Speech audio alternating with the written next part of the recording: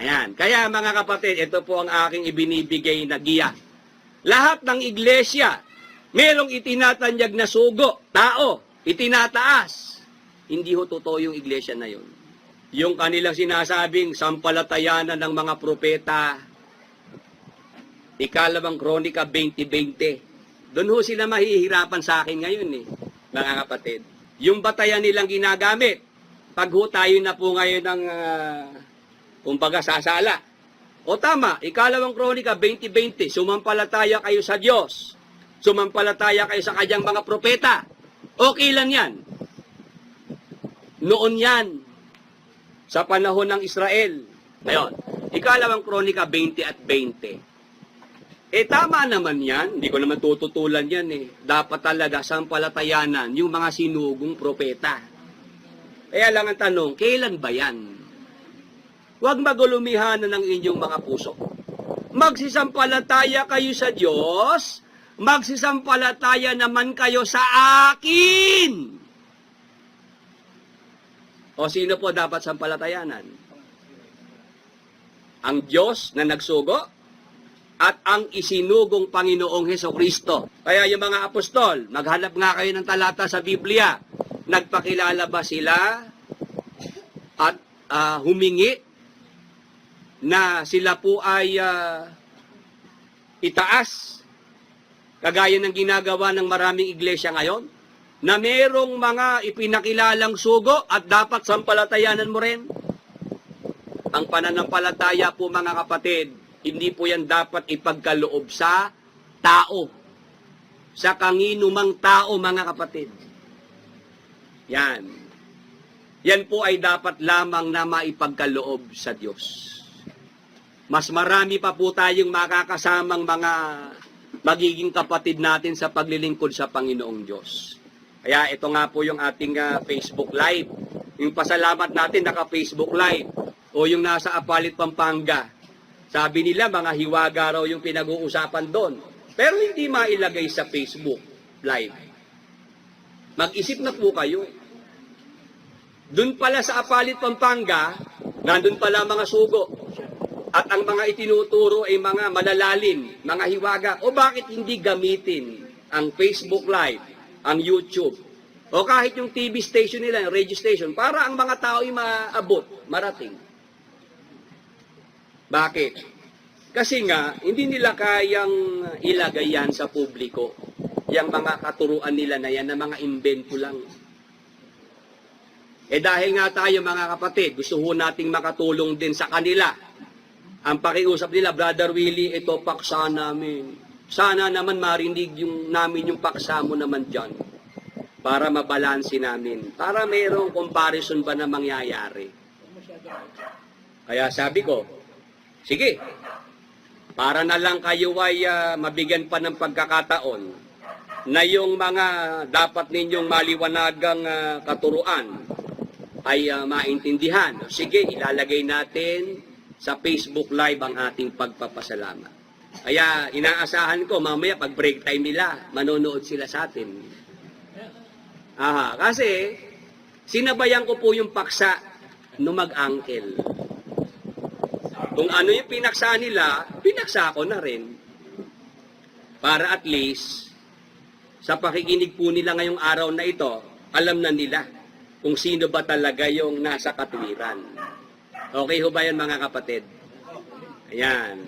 Tayo kasi, tiwala tayo sa ipinagkaloob ng Panginoong Diyos na aral. Kaya handa po natin yung ikalat. Mabilis na maikakalat natin ang aral ng Panginoon sa pamamagitan po nitong Facebook Live, mga kapatid. Hindi ho masyadong mabigat ito pong paggamit natin ng Facebook Live. Sila po, mayroong TV station, nag-renew raw po ng 500 million para sa TV station lang. Hindi naman ginagamit ng seryoso. Yung TV station, puro replace.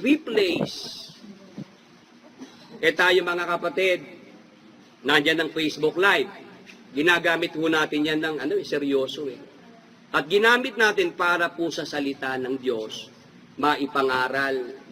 maiparating sa maraming mga tao. Yung mga sinasabi puro sa Pampanga, alam niyo po ba sinasabi? Yang Brother Willie na yan, yung kanyang talas sa talata ng Biblia at bilis sa pagbuklat, inaamin naman pala Brother Bert. Oh, tanggap pala nila na matalas at mabilis. Aha, pero nung sabihin ng araw, bobo naman ika yan eh. Kahit nga ika kay Luz lang, di uubra yan eh. Kahit ika sa KNC worker, tatalunin niya si Willie Santiago. Pero ngayon mga kapatid, sinasabi po, yung kanyang talas sa Biblia, yung kanyang bilis bumuklat, computer lang ang katapat niyan. Pinapalakas yung loob nila. Nagpapalakas po ng loob yung mag-uncle. Ano ika ipapangas ni Willie? Marami siyang alam na talata, mabilis siya sa Biblia, computer lang ang katapat niya. Eh ano ba ang sabi ko? Kung magkakadebate tayo, walang computer. Walang assistant. Isang Biblia lang ang gagamitin. Yung Bible pa nakabisado nung kuya. Wala na akong Bibliang dadalhin ko. Ayun, nakakalabanan. Hindi naman pwede sila masusunod eh.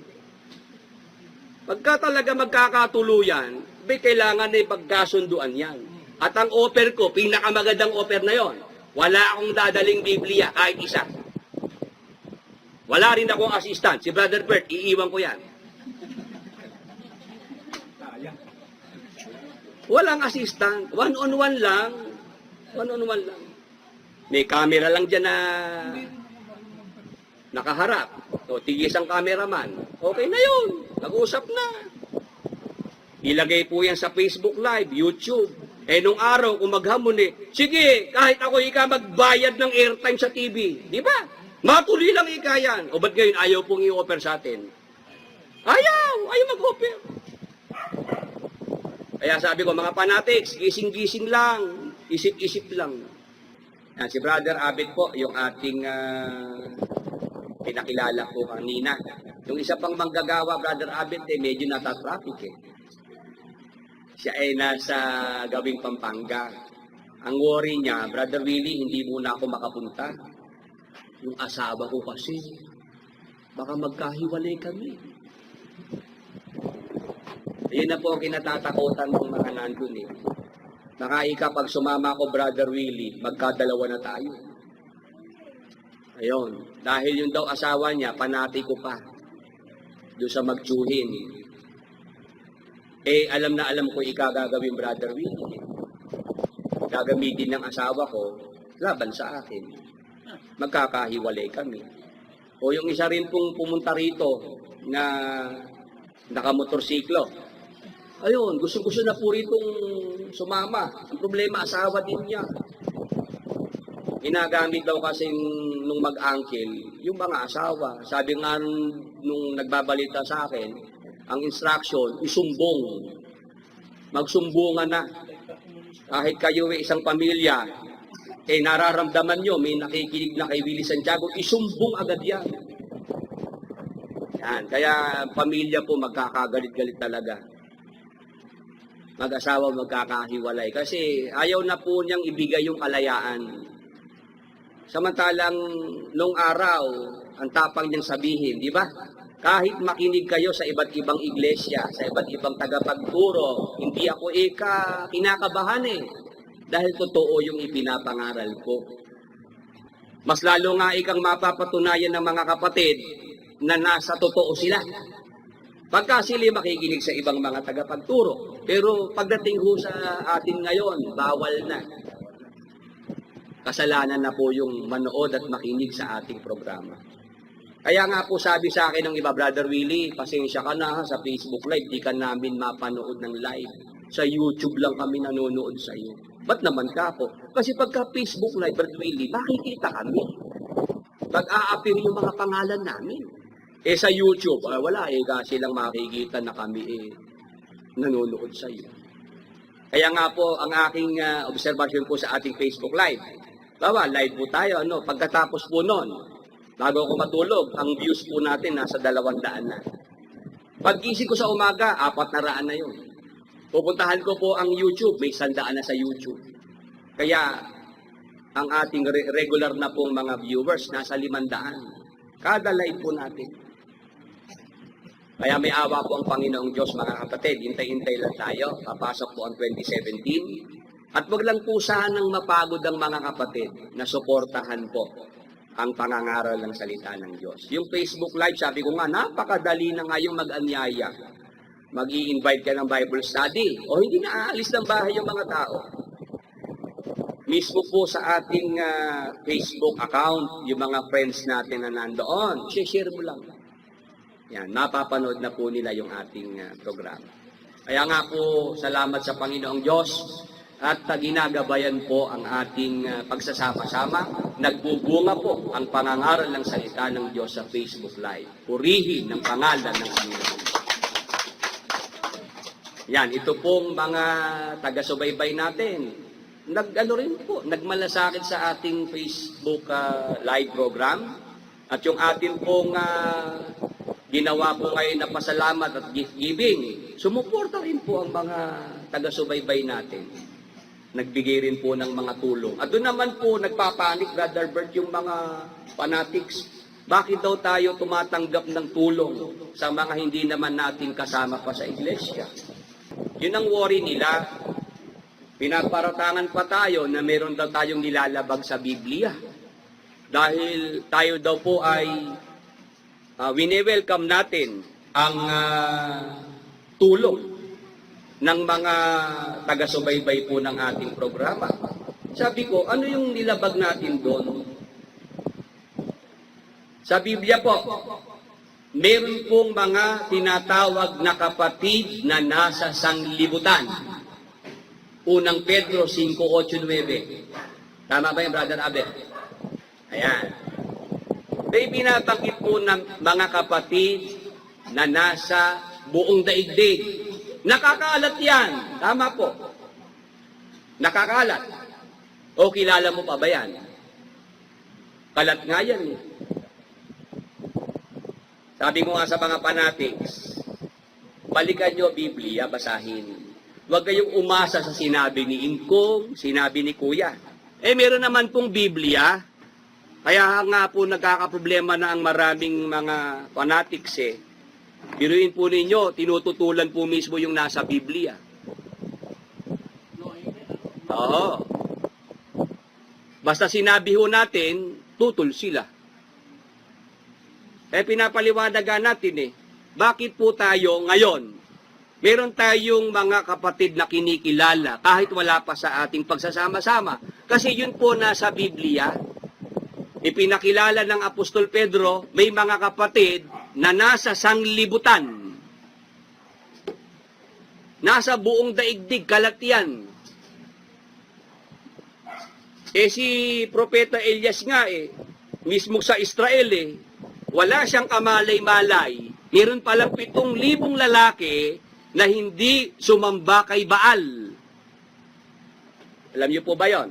Roma, Kapitulo 11. Nang si Elias nagsasabi sa Panginoong Diyos, Panginoon, pinatay na nila ang iyong mga propeta. Ako na lang ang naiwang nag-iisa. Hinahanap pa nila ang aking buhay. Akala ng propeta Elias, nung panahon niya, siya na lang yung propetang sa Diyos. Mag-isa na lang siya. Ano sagot ng Panginoong Diyos? Elias, hindi ka nag-iisa. Meron pang 7,000 lalaki na hindi lumuhod kay Baal. Ano ibig sabihin mga kapatid? Ang propeta Elias, sa boundary ng Israel, inisip niya, siya na lang yung natitirang sa Diyos. Pero sinabi ng Diyos, meron pang nakareserba, 7,000. Ano ibig sabihin mga kapatid? Bakit tayo naniniwala na sa panahong ito, hindi mo pwedeng sabihin ikaw lang yung sa Diyos? Yan, nakukuha niya pa. Brajal, dyan po sa likod. Yan. David, nasusubaybayan mo. Kasi sabi ko nga, may mga iglesia ho kasi, nag-claim, sila lang ang may kaligtasan. Pagka ikaw wala sa iglesia nila, hindi ka maliligtas. O dyan po nagka-problema yung mga iglesia na yan. At yan naman ho kasi, minanang turo, minanang aral yan. At yan nga po yung ating hindi na po sinundan, mga kapatid. Ayan. Yung pagiging sugo, asahan nyo, hindi ko sasabihin yan na manggagaling sa bibig ko. Si Brad Abbott may sinabi kanina, sa kanya nang galing yon. Tama po. Tama po ba? Pero yung mga kapatid na matagal ko nang kasama, is there any time na sinabi ko na ako po'y sugo? Hindi ko, wala. Ayan. Bakit? Kasi alam ko na yung tungkol sa sugo. Yan. Ang tao magsasabi nun kung sugo ka o hindi. Pero hindi dapat manggaling sa bibig ng tao. Tama po. Sabi ko nga, yung mga sugo-sugo na yan nung pag-aralan ko nagkalat ng lahi yan, Brad Bert Napasugo. Aha, marami hong naging anak yung mga nagpakilalang sugo. Yan, kumalat ang lahi.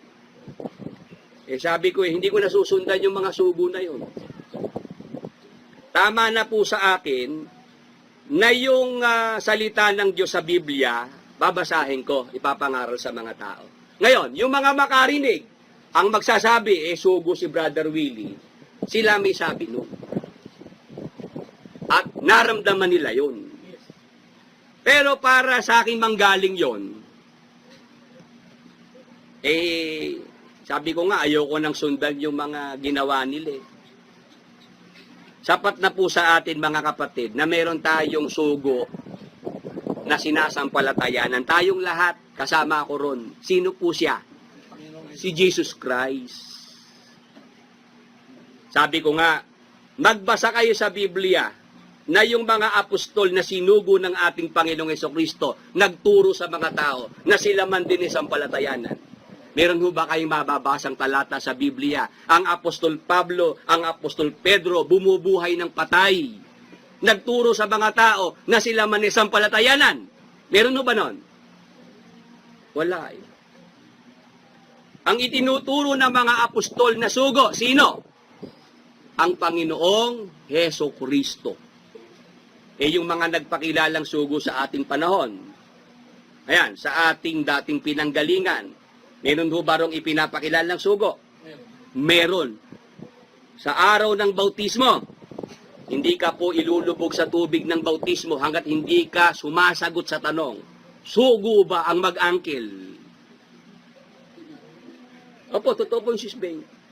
Yung iba siguro, dahil nangangatog na ho sa ginaw, mapapa-oo na lang Mailubog na lang sila sa tubig Ayan. Kaya mga kapatid, ito po ang aking ibinibigay na giya. Lahat ng iglesia, merong itinatanyag na sugo, tao, itinataas. Hindi ho totoo yung iglesia na yun. Yan po ang isang patunay. Pagka meron kayong alam na iglesia, may sugo na ipinapakilala. Mahal na mahal nila yon Talagang pinapakadakila nila yon. Hindi totoo yung iglesia na yun. Hindi tunay. Ayan.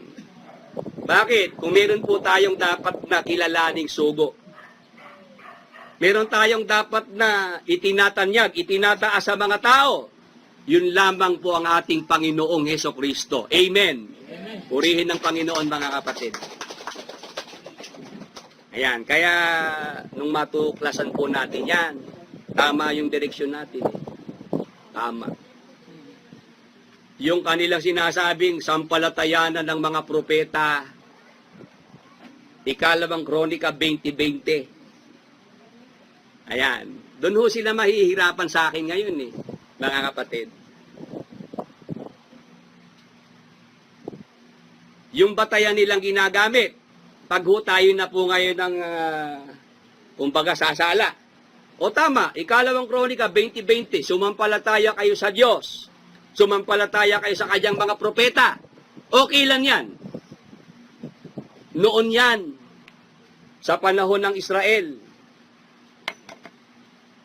nung hindi pa isinusugo ang Panginoong Hesukristo. Hello?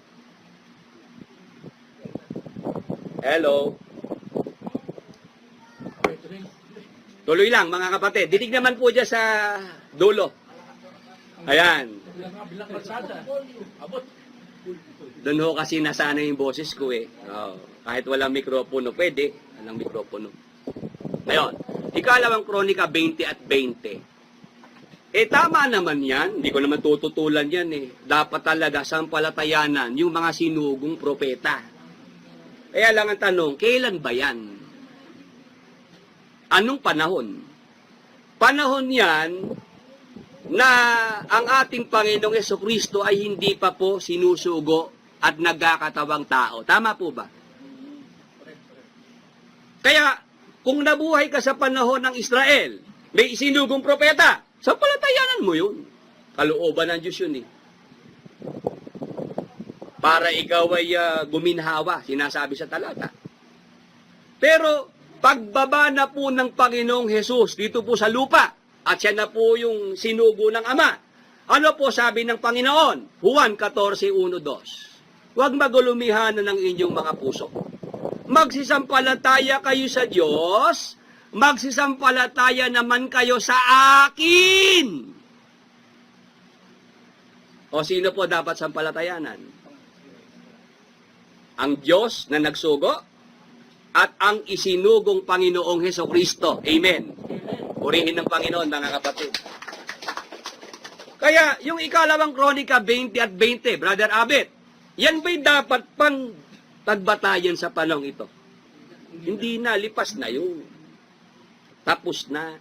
Bakit? Dumating na ang Panginoong Hesukristo. Siya po yung pinaka-ultimate na sugo na dapat ang pananampalataya mo sa Kanya mo na ituon. Kaya yung mga apostol, maghanap nga kayo ng talata sa Biblia. Nagpakilala ba sila at humingi na sila po ay itaas, kagaya ng ginagawa ng maraming iglesia ngayon, na merong mga ipinakilalang sugo at dapat sampalatayanan mo rin?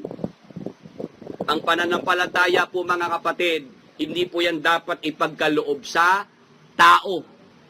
Sa kanginumang tao, mga kapatid. Yan. Yan po ay dapat lamang na maipagkaloob sa Diyos. Kaya dito po sa ating pagsasama-sama, sabi ko nga, matagal na rin po ang mga kapatid, si Brother Bert. Meron ho ba kayong nadidig na paksa, binilangkas ko, Brother Bert, tungkol sa pagkasugo? Wala. Bakit? Hindi naman kailangan yun eh. Dahil ako man din, umaasa rin ako sa sugo ng Diyos na siyang ating Panginoong Jesucristo. Kaya po, mga kapatid, sana mga kapatid, yung mga kasama ko po ngayon, pagtulong-tulungan natin. Ito pong ibinigay sa atin ng Panginoong Diyos na pagkakataon na tayo po ay nakilala natin ng Panginoon, nabigyan po tayo ng Panginoon ng pagkakataon na siya po ay ating mapaglingkuran. Huwag ho nating sayangin ng pagkakataon. Huwag nating sayangin ang ibinibigay ng Panginoon na panahon sa ating lahat. Itong taong 2016, mga kapatid, yan, nagpapasalamat tayo nang magamit natin ng Facebook Live, mga buwan na po ng Hulyo. Pero ikita niyo naman po ang bunga, mga kapatid. Dire-diretso lang po yung pangangaral natin. Yan. Nagbubunga po yan ng magandang resulta. May mga nasa abroad. Hindi pa natin nakikita ng personal. Buti nga si Brad Abbott, nakita ko na eh. Yung mga nasa abroad, 3 taong unang kausap sa Messenger, sa kachat ko sa Facebook, hindi ko pa nakikita eh. Ayan, nung nakaraang linggo, may pumunta rin dito, mga taga pakinig natin, sila Brother Daryl, ayan, si Brother Jean, yan, Paranaque, nakarating dito, personal, paano nila tayo na-locate sa pamamagitan po ng ating programa sa Facebook Live at sa YouTube. Kaya mga kapatid, suportahan lang po natin yung ating pangangaral na yan. At lagi lang nating ibabalita. Yan, sa mga kakilala, kaibigan. Lalo ngayon sa Facebook po, napakarami pong gumagamit yan. Dito po sa Pilipinas, 50 milyones ang Facebook users. Sa buong mundo, kulang 2 bilyon ang gumagamit po ng Facebook. Kaya tulong-tulong lang mga kapatid at makikita po ninyo na mas marami pa po tayong makakasamang mga magiging kapatid natin sa paglilingkod sa Panginoong Diyos. Kaya ito nga po yung ating Facebook Live. Yung pasalamat natin naka-Facebook Live o yung nasa Apalit, Pampanga. Sabi nila mga hiwaga raw yung pinag-uusapan doon. Pero hindi mailagay sa Facebook Live. Mag-isip na po kayo. Doon pala sa Apalit, Pampanga, nandun pala mga sugo. At ang mga itinuturo ay mga malalalim, mga hiwaga. O bakit hindi gamitin ang Facebook Live, ang YouTube, o kahit yung TV station nila, yung radio station, para ang mga tao ay maabot, marating. Bakit? Kasi nga, hindi nila kayang ilagay yan sa publiko. Yung mga katuruan nila na yan, na mga imbento lang. Dahil nga tayo mga kapatid, gusto ho nating makatulong din sa kanila.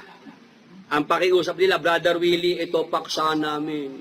Sana naman marinig namin yung paksa mo naman dyan. Para mabalansi namin. Para mayroong comparison ba na mangyayari. Kaya sabi ko, sige, para na lang kayo ay mabigyan pa ng pagkakataon na yung mga dapat ninyong maliwanagang katuruan ay maintindihan. Sige, ilalagay natin sa Facebook Live ang ating pagpapasalamat. Kaya inaasahan ko mamaya pag break time nila, manonood sila sa atin. Kasi sinabayan ko po yung paksa no mag-angkel. Kung ano yung pinaksa nila, pinaksa ko na rin. Para at least, sa pakikinig po nila ngayong araw na ito, alam na nila kung sino ba talaga yung nasa katuwiran. Okay ho ba yan mga kapatid? Ayan. Tayo kasi, tiwala tayo sa ipinagkaloob ng Panginoong Diyos na aral. Kaya handa po natin yung ikalat. Mabilis na maikakalat natin ang aral ng Panginoon sa pamamagitan po nitong Facebook Live, mga kapatid. Hindi ho masyadong mabigat ito pong paggamit natin ng Facebook Live. Kasi sila po, mayroong TV station. Nag-renew raw po ng 500 million para sa TV station lang. Hindi naman ginagamit ng seryoso. Yung TV station, puro replace. Tayo mga kapatid, nandyan ng Facebook Live. Ginagamit ho natin yan ng seryoso. At ginamit natin para po sa salita ng Diyos, maipangaral, maiparating sa maraming mga tao. Yung mga sinasabi puro sa Pampanga, alam niyo po ba sinasabi? Yang Brother Willie na yan, yung kanyang talas sa talata ng Biblia at bilis sa pagbuklat, inaamin naman pala Brother Bern. Tanggap pala nila na matalas at mabilis. Pero nung sabihin ng araw, bobo naman ika yan Kahit nga ika kay Luz lang, di uubra yan Kahit ika sa KNC worker, tatalunin niya si Willie Santiago. Pero ngayon mga kapatid, sinasabi po, yung kanyang talas sa Biblia, yung kanyang bilis bumuklat, computer lang ang katapat niyan. Pinapalakas yung loob nila. Nagpapalakas po ng loob yung mag-angkel. Ano ika ipapangas ni Willie? Marami siyang alam na talata, mabilis siya sa Biblia, computer lang ang katapat niya. Ano ba ang sabi ko? Kung magkakadebate tayo, walang computer. Walang assistant. Isang Biblia lang ang gagamitin. Yung Bible pa nakabisado nung kuya. Wala na akong Bibliang dadalhin ko. Ayun, nakakalabanan. Hindi naman pwede sila masusunod Pagka talaga magkakatuluyan, kailangan na pagkasunduan yan.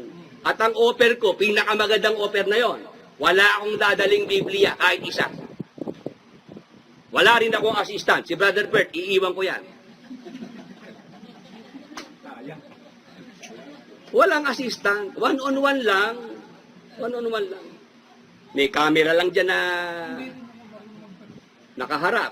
O, tigis ang cameraman. Okay na yun. Nag-usap na. Ilagay po yan sa Facebook Live, YouTube. Eh, nung araw, kung maghamon sige, kahit ako magbayad ng airtime sa TV. Di ba? Matuloy lang yan. O ba't ngayon ayaw pong i-offer sa atin? Ayaw mag-offer. Kaya sabi ko, mga fanatics, gising-gising lang. Isip-isip lang. Nagpapalakas na lang ng loob yung mag-angkel. Pagka hindi ako kaharap, hindi ko maririnig yung mga sasabihin, nagmamagaling. Pero pagka ho tayo kaharap na, hindi ho nila kayang sabihin po yan. Yung inaabangan yung malino. Aha. Ang po sabi, ngayon si Willie Santiago, tama pa mga sinasabi niyan. Pero darating ang araw, magkakamali din yan.